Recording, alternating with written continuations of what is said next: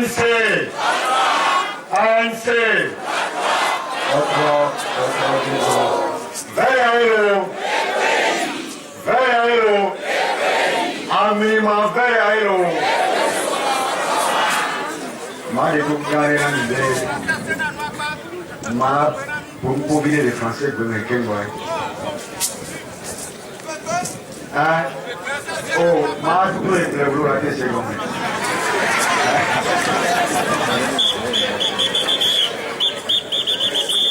Non, vigne Francis, bon, il y a un beau fort. En peu de mots, il a dit beaucoup de choses. Je ne suis pas venu ici pour vous parler des insultes, des diffamations, des médisances qui sont régulièrement répandues sur une certaine radio à Lomé. Pour moi, c'est du niveau des caniveaux. Donc, en réponse, je n'ai que le mépris. Mais, je sais que parmi vous, des gens n'ont pas très bien compris l'incident qui a eu lieu le vendredi 7 mars 2014 sur cette même radio. J'ai reçu des appels téléphoniques de votre part me disant pourquoi j'ai claqué la porte, pourquoi j'ai quitté la radio. Et la question que j'ai toujours posée, est-ce que vous avez écouté cette émission du début jusqu'à la fin? Pour celui qui l'a écouté du début jusqu'à la fin, aura compris que je n'ai pas claqué la porte, que je n'ai insulté personne. Mais que j'ai prévenu, dès le début de l'émission, qu'à midi, je quitterai cette émission puisque je devrais rejoindre le président national à la messe en la mémoire de Touti Sinalaï. Sas Gaou m'avait appelé en maintes reprises dans la semaine, m'invitant pour cette émission. J'avais refusé. Parce que je lui avais dit depuis le mois d'octobre que je ne participerai plus à des émissions au cours de laquelle les gens viennent insulter le président national, insulter sa mère, insulter les premiers cadres du parti. Et que je ne pourrais plus accepter cela. Il m'a supplié, il m'a demandé de venir. Puis est arrivé ce que le pseudo-secrétaire général de l'UFC avait raconté sur Patrick Lechon. Le lendemain, il m'a rappelé en me demandant si j'acceptais toujours son invitation. Je lui ai dit oui. Je viendrai à la seule condition que j'ai la possibilité de faire une émission. Que je ne viendrai pas pour l'instant pour un débat sur cette radio-là, mais d'abord pour une mise au point. Et si cette mise au point a pu permettre à l'animateur de cette émission de comprendre qu'il lui appartient à lui de faire la police dans cette émission, alors je reviendrai. Mais tant qu'il ne fera pas la police, il ne me verra pas sur sa radio. Il a fait cette promesse. Et le vendredi matin, quand je m'étais rendu à 11h moins le quart à cette émission, il était dans son bureau avec la directrice du marché de Cacavelli. Et il m'a dit, ah, Eric, aujourd'hui nous faisons un débat sur toute l'actualité de la semaine. Si tu le permets, on va remettre notre rendez-vous à lundi. Je lui ai dit lundi, j'ai le bureau national, je ne pourrai pas. Mais si tu veux mardi, je suis disposé. Et je lui rajoute, ce serait mieux que ça soit mardi, parce qu'aujourd'hui, vendredi, je dois aller à midi pile à la messe, donc je ne pourrai pas rester avec vous jusqu'au bout. Vous voyez jusqu'à quel point ce garçon-là peut être un menteur. Un garçon de mauvaise foi, il savait tout cela. Mais ils avaient dans leur idée de me faire tomber dans leur piège. Mais malheureusement, je ne suis pas de la dernière pluie. Et j'ai accepté en toute connaissance de cause. Parce que je voulais savoir où il voulait m'emmener. En malin, malin et demi. Quand on est arrivé dans le studio, il m'a dit, bon, Eric, j'ai réfléchi, je te fais deux propositions.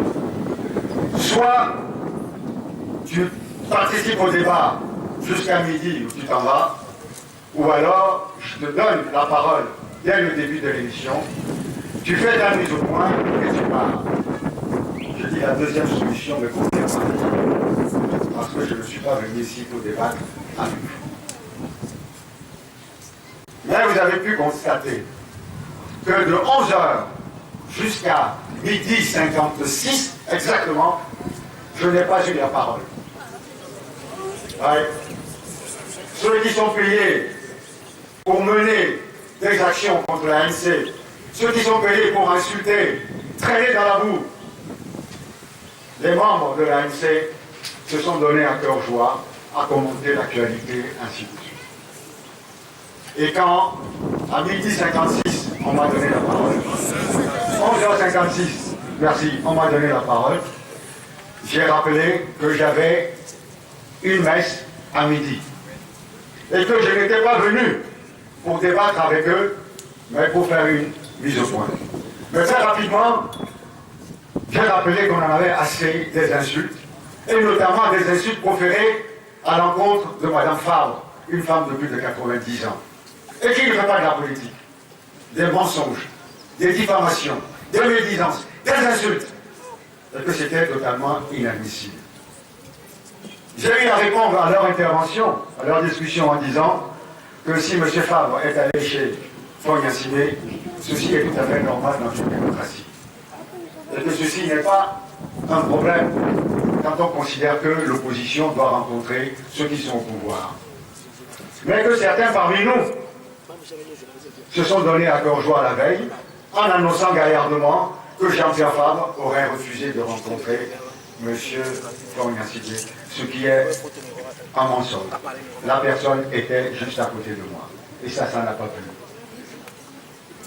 Et puis, pour terminer, j'ai rappelé tout simplement l'éthique des journalistes, qui dit qu'un bon journaliste, un vrai journaliste, se doit de considérer comme des dérives graves de sa profession les mensonges, des insultes, des attaques personnelles, des diffamations, et qu'ils ont l'obligation de vérifier les informations avant de les publier.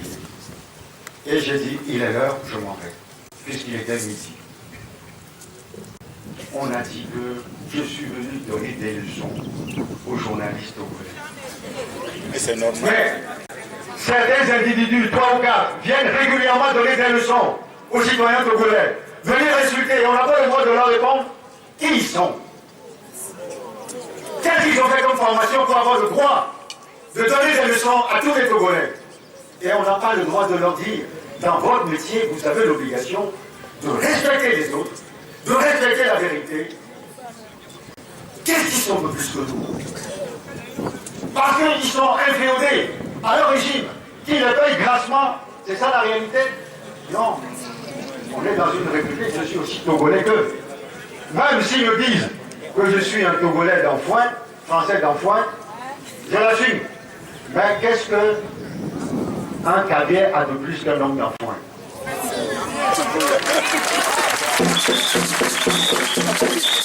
Ne sont-ils pas tous des Togolais au même titre? Voilà ce qu'on entend sur cette radio-là. Ce qu'on entend sur cette radio-là. J'ai entendu un homme politique dire que, ouais, c'est la pensée unique, en parlant de nous, bien sûr, une allusion à peine feinte. Mais j'ai pu comprendre qu'en réalité, quand on n'a pas le courage de dire à ces journalistes que chez eux, c'est la pensée unique, on se trompe volontairement d'adresse. Et il a fait exprès, parce que ce n'est pas à nous. Ce n'est pas de nous qui veut en réalité parler. Il veut parler de ces gens-là. Oui, Francis l'a dit tout à l'heure. Francis l'a dit. On vient, on insulte, on critique, on se donne le beau rôle, mais on n'accepte pas que nous autres, qui sommes régulièrement critiqués, on puisse répondre. Dans quel pays on peut admettre qu'une catégorie d'individus se mettent en position de juge et de distribuer les bons points et les mauvais points quand ils veulent? Nous n'avons pas l'intention de répondre à ces gens. Si je suis là, c'est pour répondre à vous.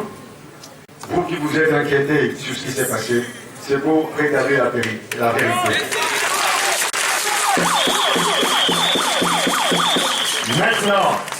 Maintenant, moi j'ai la vente. Vous savez, avant-hier, il y a un journal qui est sorti à panique à bord au sein de l'ANC, ainsi de suite. Bon, le gros fonction habituel.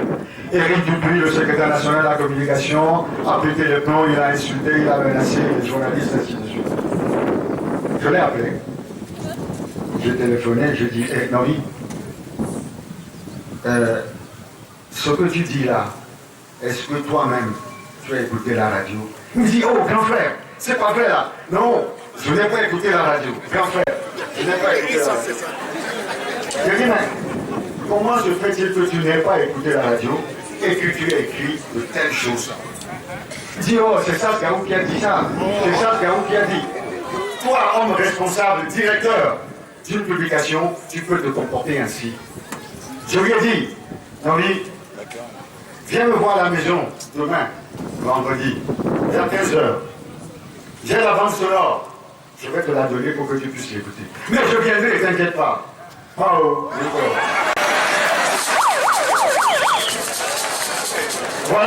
voilà un exemple de courage. Quant à Sas Gaou, qui se dit loyal, qui se dit homme de foi, publiquement, je vous prends à témoin. Je l'invite à prouver qu'il est loyal. En faisant quoi? En rediffusant l'émission. Oui, en rediffusant l'émission. Pour que chacun de vous puissiez l'écouter et savoir jusqu'à quel point cet homme peut être mauvais, cet homme peut être méchant, cet homme peut être menteur. Je le défie, s'il est courageux, il n'a qu'à publier et nous allons savoir quand est-ce qu'on a insulté les journalistes, quand est-ce qu'on l'a menacé. À ce propos, il a dit qu'on l'a menacé de mort. Il a crié partout. Tout dernièrement, sur une radio, on l'a interrogé, à savoir si les menaces étaient par téléphone ou par écrit. Il dit, ah, pour dire la vérité, hein, ce sont des rumeurs. Un homme accuse des gens fondés sur des rumeurs. Oui, on dit, ah, il faut condamner les attaques, les insultes contre telle personne. Tout à l'heure, Francis vous a cité quelques exemples. Quand à la gendarmerie, Jean-Pierre Fabre, assis là-bas, à l'époque, il était président du groupe parlementaire UFC. Donc une personnalité de la nation à l'Assemblée nationale. Quand il a été battu, est-ce que cela a été condamné? Est-ce que ceux qui sont passés sur les radios ces jours-ci ont condamné cela? Quand on a renvoyé nos députés de l'Assemblée, est-ce qu'ils ont protesté? Est-ce qu'ils ont condamné cela? Et puis, en 2013, les incendies des marchés de Cara et de Lomé, qui nous ont valu des arrestations, des morts, des personnes encore à l'hôpital, des inculpés. Est-ce qu'on a entendu des inculpations de leur part? Tout ça là, ils sont tous complices de ce montage grossier que le régime en place est en train de monter contre Jean-Pierre Fabre, l'ANC et le CST. Par votre engagement, par votre mobilisation, par votre solidarité, ils n'iront pas loin parce que le peuple togolais n'est pas bête.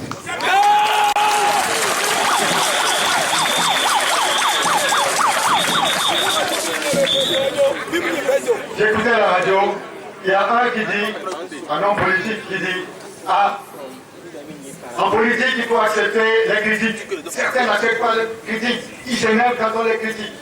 Mais ils confondent critique, mensonge et insulte. Mais ce qui était marrant, au cours de l'émission, à la fin de l'émission, il y a deux personnes qui ont téléphoné. Et parmi eux, il y a un qui a posé une question. Mais cet homme a perdu tout son self-control. Il s'est énervé. Mais qu'est-ce qu'il dit? Rappelez-le pour qu'il réponde.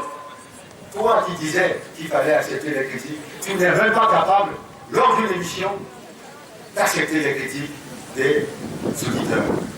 Il a montré que tout ce qu'il racontait n'était que mensonge, mauvaise foi. Un autre dit, ah, moi j'ai été, ah, moi j'ai été, ah, moi j'ai été ceci, j'ai été cela. Mais qui de nous n'a pas été quelque chose dans sa vie? Nous tous, nous avons été quelque chose. Peut-être en bien ou en mal, mais nous avons été quelque chose. Hein? Ce qu'il faut se poser comme question, si vous avez été quelque chose, est-ce que vous l'avez assumé comme il le fallait? Est-ce qu'on vous a élu pour le faire? Est-ce que vous avez passé un examen ou un concours pour être à ce poste? Est-ce que vous avez occupé cette poste à cause de vos mérites personnels? Non. C'est pas la grâce du prince. C'est le prince qui vous a aidé à avoir ses responsabilités. Mais quand on est sérieux, on fait l'analyse à savoir, est-ce que j'ai répondu sincèrement à ces responsabilités qu'on m'a confiées? Et que pense le peuple de ce que j'ai été? Je suis sûr, tout à l'heure, les allusions ont été faites à ce sujet. Moi j'ai rigolé en écoutant parce que je me suis dit, quand à un âge, tu te dis, oh, moi j'ai été ceci, moi j'ai été ceci, moi j'ai été ceci. Ça veut dire tout simplement que tu te rends compte que demain tu n'es plus rien.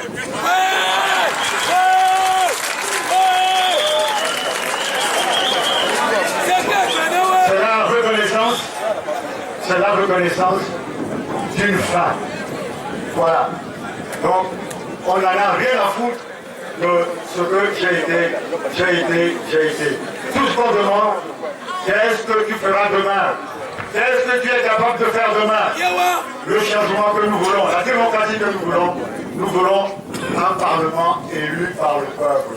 Donc ça veut dire un président du Parlement élu et non nommé. Nous voulons un Premier ministre qui soit issu de la majorité parlementaire, pas un Premier ministre nommé. Voilà. C'est tout ce que nous voulons. Maintenant, quand on le sait, quand on est persuadé qu'on ne peut plus espérer être élu pour occuper ses responsabilités, on change de métier. Voilà. Je vous remercie.